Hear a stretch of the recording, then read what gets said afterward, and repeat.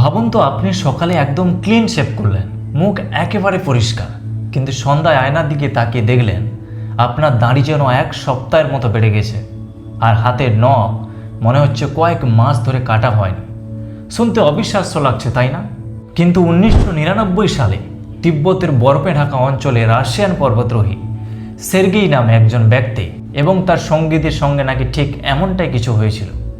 সবচেয়ে ভয়ের বিষয় ছিল, সে একা ছিল না, তার সঙ্গে থাকা আরও 3 জন পর্বতারোহীর শরীরেও অদ্ভুত পরিবর্তন দেখা দিতে শুরু করে। কারো চুল সাদা হয়ে যাচ্ছিল, কারো স্কিন বুড়ো হয়ে যাওয়া লোকের মতো দেখাচ্ছিল।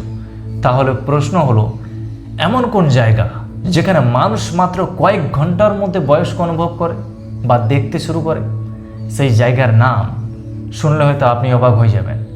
যেখানে শিবের বাসস্থান, মাউন্ট কৈলাস, তিব্বতের বুকে দাঁড়িয়ে থাকা এক রহস্যময় পাহাড়।